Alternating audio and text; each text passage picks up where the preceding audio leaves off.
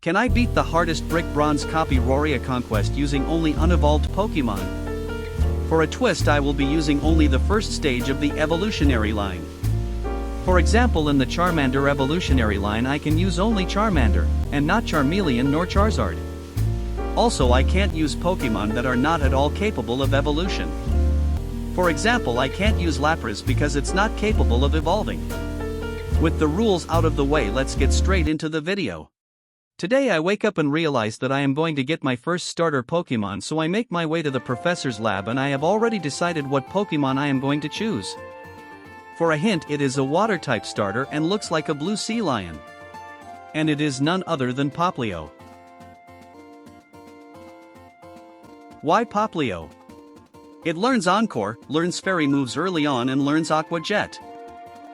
Right when I was going to leave, Jake challenged me for a battle.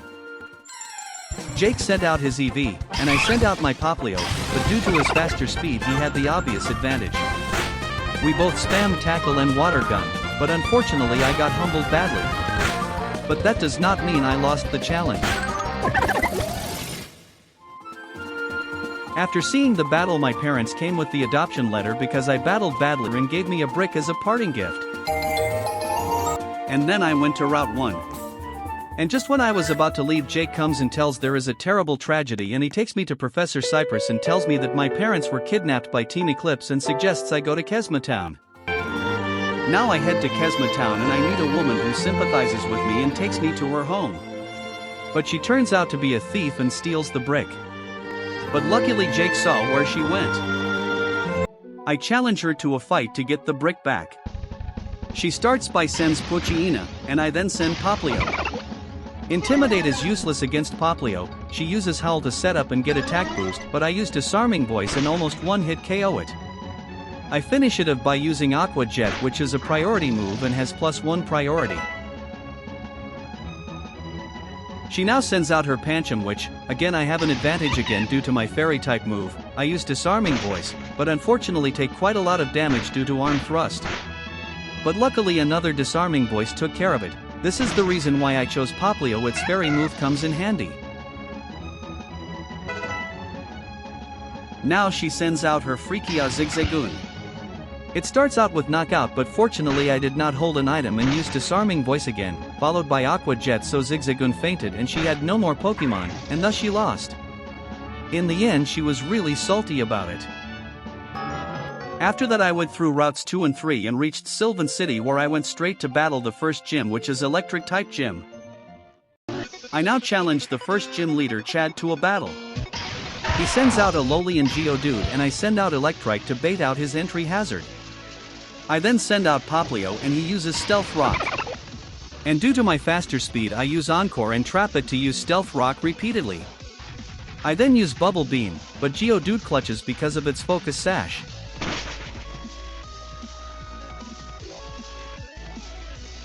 I finish it using Aqua Jet and thus Geodude faints. Now he sends out his Magnemite, but I stay with Popplio to bait out his Electric type attack. I switch to Electrike, and Magnemite uses Shock Wave, but due to Lightning Rod ability it did not damage it. Magnemite is Choice Locked due to its Choice Scarf, and I tackle Magnemite, so it is a checkmate for Chad. I send in Popplio. But Chinchou uses Volt Switch and switches to Pikachu, which was completely unexpected. So my Disarming Voice does a bit damage to Pikachu.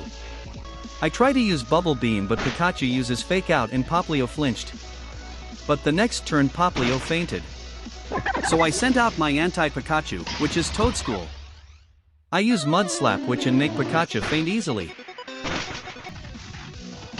Chinchou strikes back and almost made me faint due to a Ice-type move. I use Sleep Powder and now Chinchou is asleep. It is fast asleep. So now I can freely use Mud Slap and lower Chinchou accuracy. But he literally wakes up the next turn and defeats my Toadschool. I now send in my anti-Chinchou, which is Hisuian Voltorb. I use Bullet Seed and I was surprised that it hit 5 times, but Chinchou had a Citrus Berry and healed up, which was really annoying. Luckily his Icy Wind was avoided by Voltorb. I now finish him off using Bullet Seed, and this was my victory against Chad. gives me my first gym badge. So I decided not to include the story parts, as I am sure most of you know the Brick Bronze story and will only focus on the main fights like gyms. The first part is a total waste of turns, because I wanted to stall turns to make the sun end. The sun will last 8 turns because Torkoal was holding Heat Rock, but in the process unfortunately 2 Pokemons fainted. Now I send Toadstool, who will use Mud Slap due to type advantage and it lowers accuracy. And Toadstool almost fainted by Lava Plume. I use another Mud Slap and lower the accuracy again. And luckily dodge another Lava Plume. I then take care of Torkoal with a Mud Slap. He now sends Fletchinder, but I swap to Hisuian Growlithe, which is my anti-Fletchinder.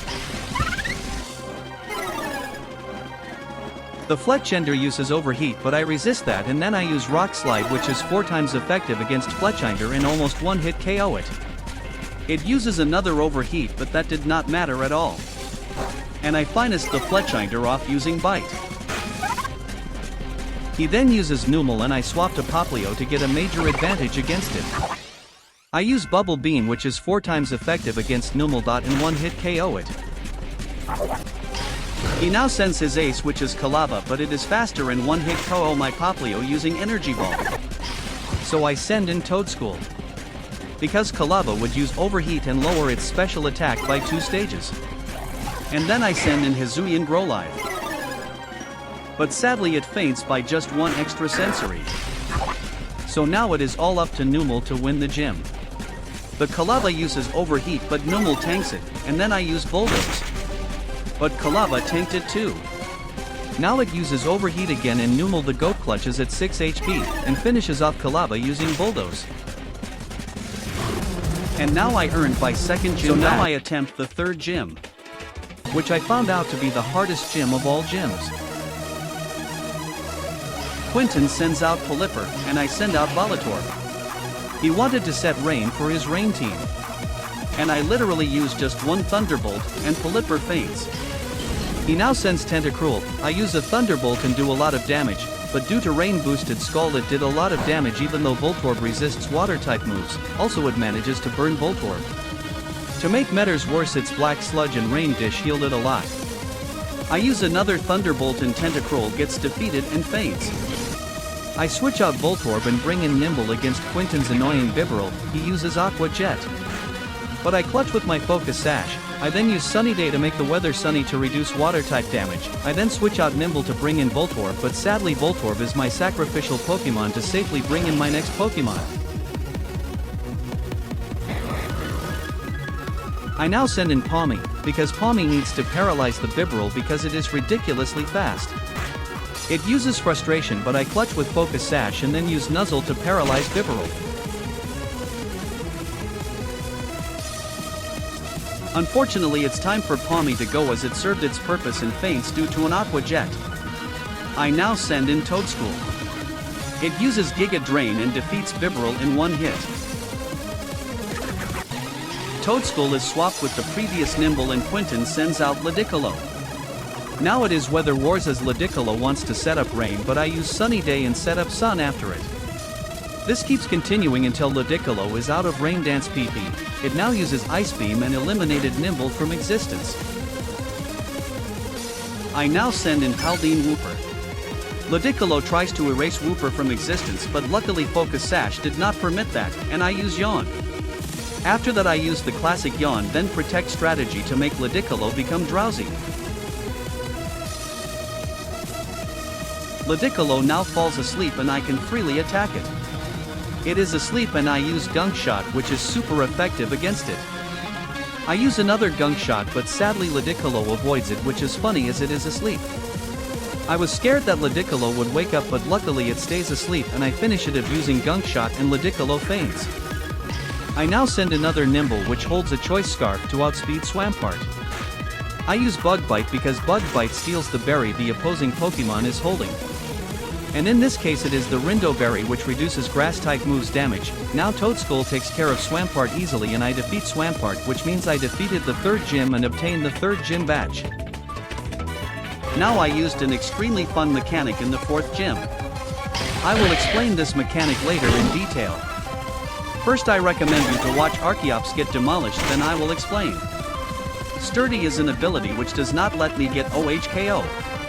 If you notice, I am just spamming the move Pain Split and going back to full health. This happens for a long time until Archeops gets really low on health and eventually defeats my Pin Echo.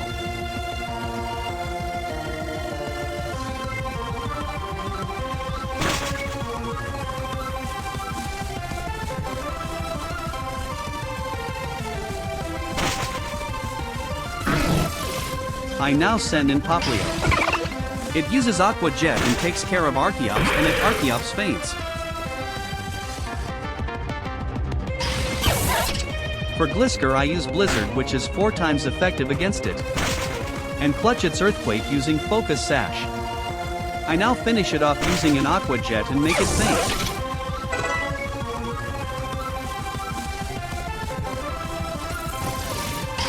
Now I will explain the earlier mechanic in detail. First let's start with the ability Pin Echo has, which is Sturdy. Basically, if Pin Echo is at full health, then Pin Echo clutches with 1 health. It is basically a Focus Sash but an ability rather than an item. But it is mandatory for the Pokemon to be in full health or else the ability won't activate. Now let's move on to the move Pain Split. Basically, when a Pokemon uses the move Pain Split, then both the Pokemon's remaining HP is added up together and then divided by 2. The HP is then given to both the Pokemon. That's why Archeops' HP falls down due to Pin Echo's extremely less health. This is also the reason why Pin Echo get fully healed, as it gets too much HP. You might be wondering that Pin Echo is getting hit by the move Air Slash so many times and still does not manage to flinch. Even with a 30% chance? Well, the reason is because it is holding the item Covert Cloak.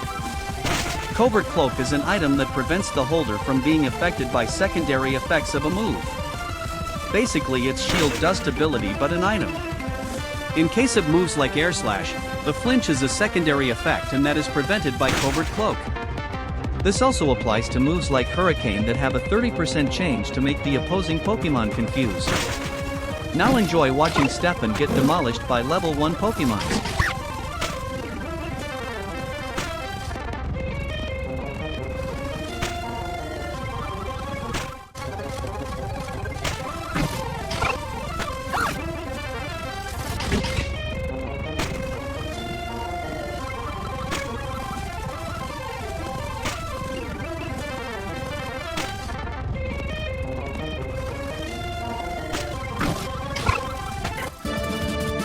Thus I beat the 4th gym and get the gym badge. In my battle against Professor Cypress I used another mechanic which is similar to the previous one. In this fight I am forced to use Absol and I can't help it. Previously when I completed the game Absol was really bad, but I guess they buffed it and now will not die to Venusaur. Also it is faster and OHKO. Now I will show the mechanic. It is similar to the previous mechanic. So by now you know the ability Sturdy. This mechanic does not work on direct damage but rather on DOT of badly poisoned. Magnemite holds the item Berry Juice. Its effect is simple.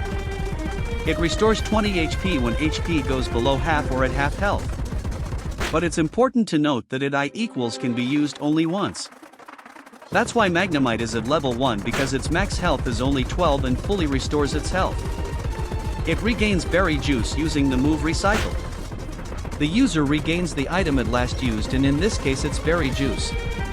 The move name is honestly pretty self-explanatory. This is exactly how I beat Cypress. I have many more mechanics like this, but unfortunately the next gym battles are doubles, so I use those mechanics on the Elite Four. Honestly, it was a shock to me when I realized the rest of the gyms were doubles, because when I first played it was singles. RIP Cypress. Before going to the 5th gym, I would like to address 2 things. First is that I used a fungus in this gym. Technically fungus is legal, but it is available in later routes. I got this fungus from trade and breeded it and was too lazy to find a workaround. Next I used a Maril in this gym. Initially when I bred Maril I thought I will get Azurill, but I got Maril. Later I got to know you need to give Maril a wave incense, then we get Azurill. I thought Azurill was not coded in the game. These are the only 2 points where the run deviated from the rules. Now let's get into the 5th gym run. Ryan sends out Excadrill and Hippowdon and I lead with Azumarill and Honedge. Honedge is a bait to make both attack it because Honedge is weak to ground and holds a focus sash. Honedge uses Protect so I get 1 free turn for Marill. I tell Marill to use Rain Dance to boost my water type attack and remove Sandstorm. Now it's time for Honedge to make the sacrifice, but it won't be in vain. Marill will use Belly Drum to get 4 stages boost of attack. Also it has the ability Huge Power, so technically it is 5 stages. Now I send in Fungus. It will use Rage Powder so the opponents attack it. Meanwhile I use Aqua Jet and OHKO Excadrill. Funnily enough my ability effect Spore activates and makes Hippowdon asleep. I use Rage Powder again and tell Marill to OHKO Mamoswine as it is a threat to Fungus.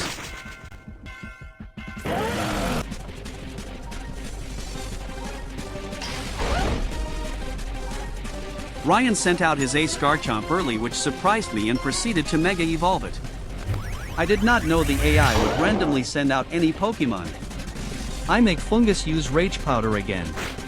Garchomp Stomping Tantrum backfired as Effect Spore activated again, but that did not matter. Marill OHKO'd Garchomp, but Hippowdon woke up and took revenge. I send another Fungus and Ryan sends Gastrodon.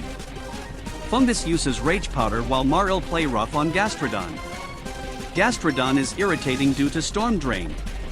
The Fungus holds a Focus Sash to survive hits from both Gastrodon and Hippowdon. Marill OHKO Gastrodon using Play Rough. An Effect Spore activates again and Hippowdon falls asleep again. Ryan sends Rhydon while I send Ekans. Marill uses Aqua Jet on Rhydon as it is 4 times weak to water, and Ekans uses Seed Bomb on Hippowdon. Rhydon obviously gets OHKO'd. Hippowdon tanks it but is still asleep. Now it's GG. 1 Aqua Jet and it's game over for Hippowdon. This is how I get my 5th gym badge. In my opinion Gym 6 was the easiest gym. Because grass types have 5 weaknesses. I send out 2 Impidimps with Prankster because I wanted Whimsicott to be taunted as it has Mental Herb.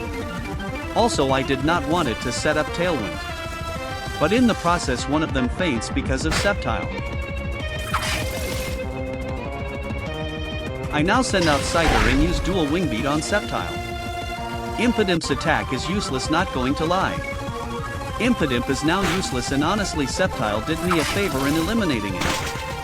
Scyther destroys Sceptile and makes it faint.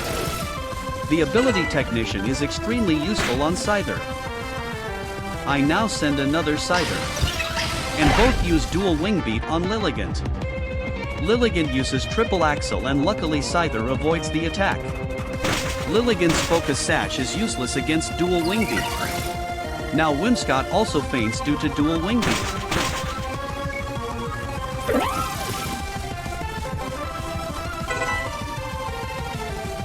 He now sends in Scobalane and Torterra. Both Scythers again use Dual Wing Beat on Torterra as it has rock coverage.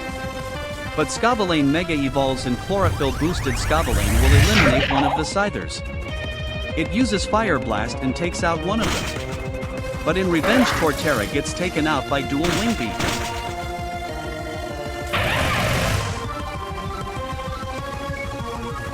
Now I send Hippopotas because it removes Sun and causes Sandstorm.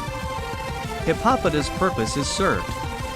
And Scyther can quickly take out Scobalane due to no Sun. So it's GG again. Jumpluff sets Sun in vain, but it's no use against my Scyther.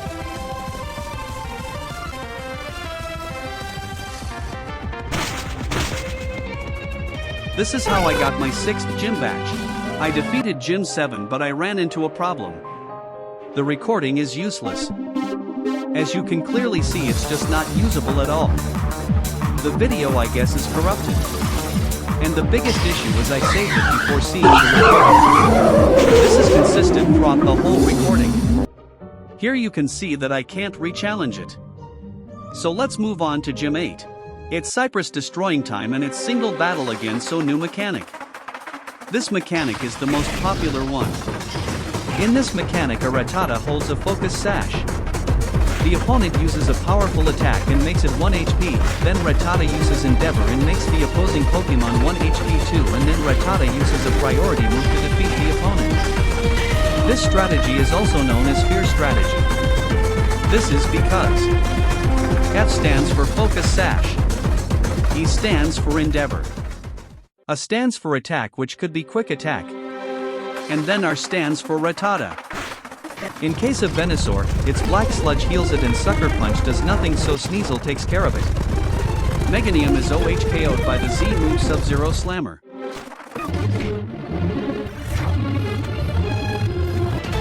Now comes the Hoopa fight, and I use the best strategy. Run. Gym 8's versus Screen is just hilarious. So Ghost is the last gym. She starts by sending Miss Magus and Typhlosion. And I start with Sneasel and Voltorb. I start by Throat Chop on Typhlosion and OHKO it. And Miss Magus defeats Voltorb using Shadow Ball. Cap sends Annihilate while I send out Scyther with Choice Band. Throat Chop on Miss Magus while Dual Wing Beat on Annihilate. Sneasel's move luckily lands a crit and takes Miss Angus out, OHKOing it. Even Scyther crits and OHKO Annihilate. Now she sends Gengar and Mimikyu, and I know they will use fighting moves to target Sneasel, so I swap it with Choice Scarf. Scyther has it heavily resists fighting types, and Dual Wing Beat Mimikyu to remove Disguise.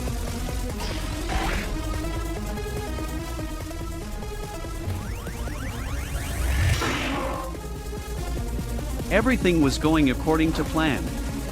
But Mimikyu somehow survived, which was annoying.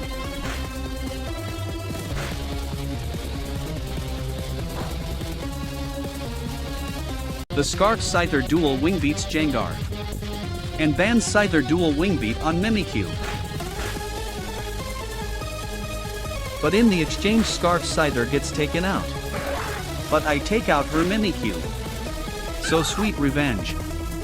I resend Sneasel while she sends Houndstone.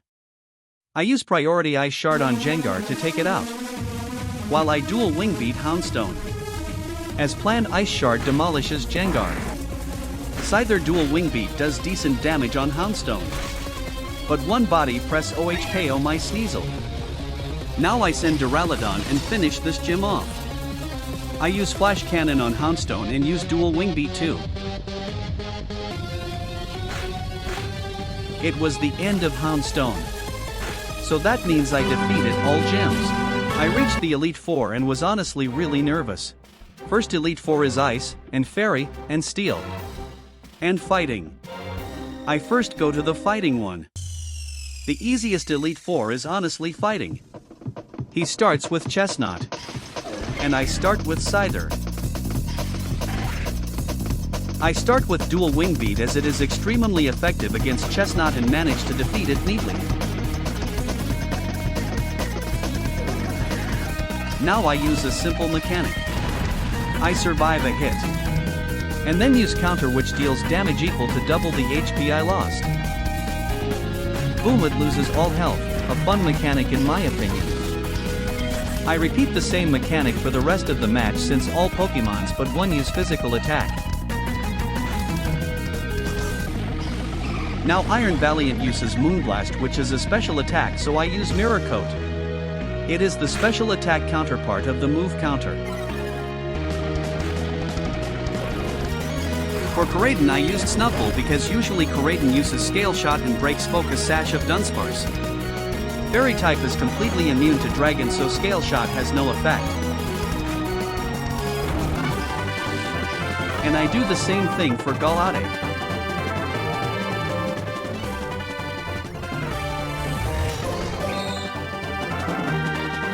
So this is how I easily beat the Fighting Elite Four. For the second, I attempted the Fairy Elite Four. Infrared sends out Grimmsnarl first. And I lead with Duraludon. Grimmsnarl uses Spirit Break and lowers my special attack. I use Flash Cannon, which is effective against Grimmsnarl. I use another Flash Cannon. But he switched out his Grimmsnarl for Azumarill. I now switch out Duraludon out and send out Aaron. This is for another mechanic. Azumarill luckily gives me a safe switch in. Azumarill uses Aqua Jet and almost OHKO me. But Sturdy saves me and I use Endeavor and heal up because of Shell Bell item. Now it's time for Azumarill to go. It attacks but it's no use and I finish it off. I now swap to Choice Scarf Scyther and heat a Flutter Mane. One dual Wing Beat takes care of fragile Flutter Mane nicely. For Xerneas I send out Aaron again and use the same strategy. By the way, if you do not know what Shell Bell does, it heals the holder 1/8 of the damage it did. That's why a level 1 Aaron is necessary because it barely has any health. And now Xerneas is done for. And now I send Duraludon against its old enemy Grimmsnarl.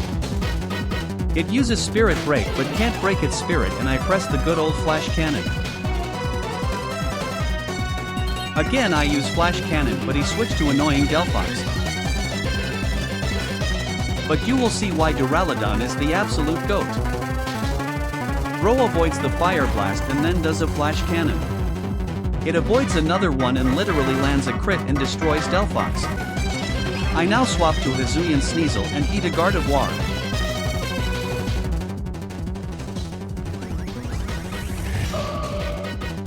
But I OHKO it using one Poison Jab.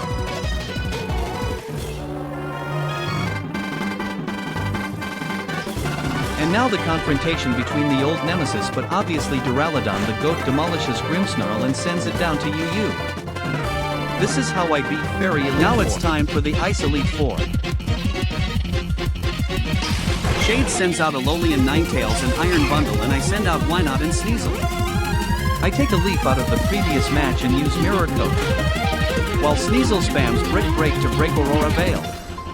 The Mirror Coat eliminates Iron Bundle and I want the Ninetales alive. Now Shade sends out Darmanitan to quickly eliminate Wynot but I key the opportunity to use Brick Break on Darmanitan and remove Aurora Veil again. But Shade sends out Cheatin' and seals its own coffin. It's 2 birds down with 1 stone. Now Darmanitan is sent again and I send out Wingull.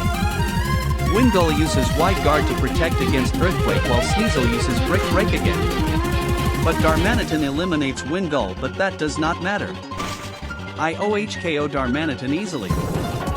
Now comes Abomasnow and I send out Scyther. Scyther dual wing beats Abomasnow and Sneasel Brick Break on it too.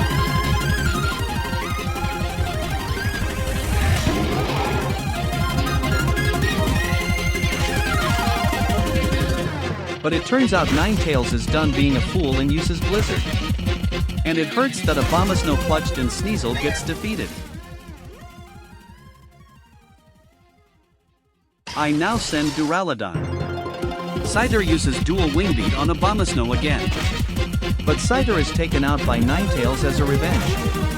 Duraludon uses extremely effective Flash Cannon against Ninetales. Now with a grand entrance comes Calyrex.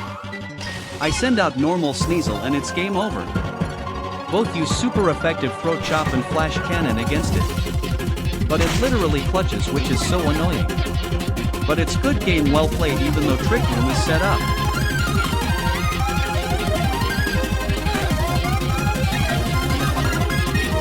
There goes Calyrex and hence I won against Ice Elite 4. Finally it's time to destroy Firefly Ripoff.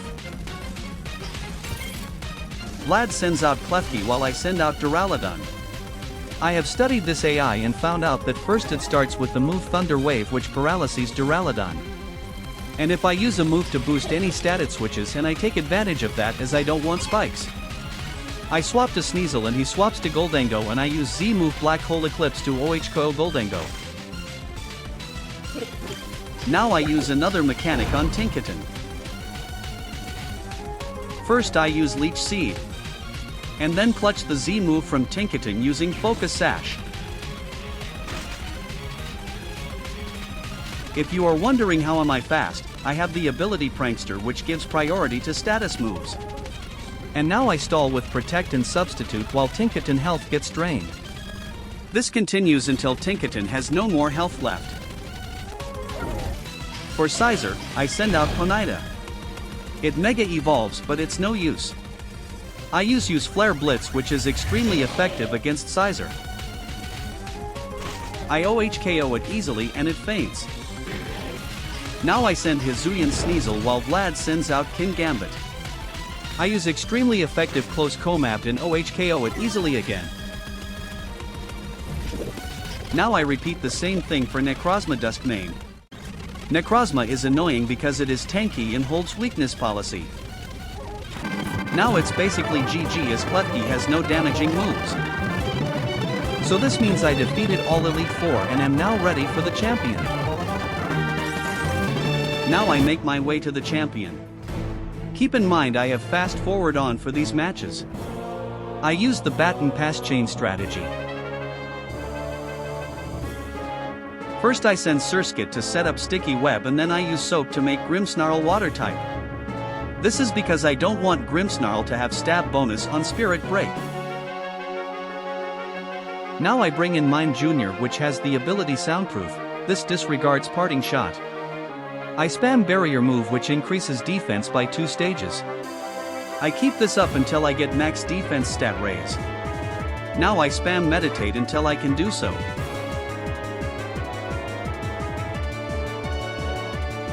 Now I use Baton Pass and switch to Torchic to increase speed.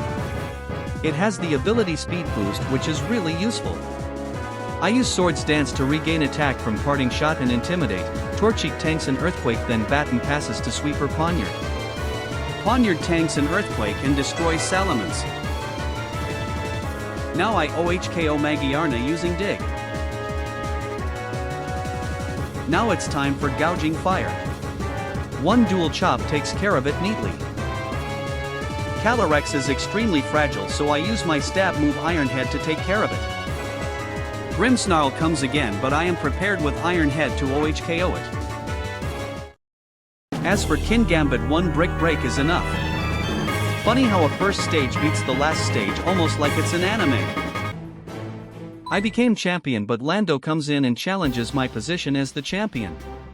So I have to beat Lando to maintain my championship status. I don't know why they portrayed Lando's personality as arrogant here.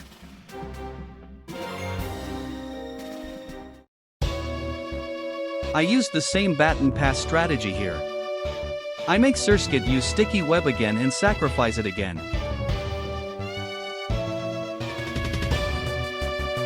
Now I bring Contrarian Inkay. First I use Bind so Deoxys can't switch. Then I use Taunt so Deoxys can't set hazards. Now I use Superpower to increase my attack and defense by 2 stages. Now I Baton Pass to Torchic to increase my speed. First I use Agility and use my Mental Herb because of Taunt. Then I Protect to get speed boost. Now it's sweeping time. Poniard OHKO's Darkrai using Brick Break. As for Zacian, 1 Dig is more than enough. Rayquaza can Mega Evolve but it's no use as I outspeed it and destroy it with just 1 Dual Chop. Alakazam was easily taken care. You see how OP Baton passes here. I outspeed Deoxys Speed Form and OHKO it. Now for the God of Pokemon, I tried to OHKO using Brick Break but failed, but not to worry. Hisuian Zoroark's unique typing makes it immune to all of Arceus attacks so it can't even damage me. I do an overkill here just for the pleasure. This makes me the new champion. Finally I get to the Hall of Fame after defeating the champion. I am officially the champion of Roria. So this is the end of the video.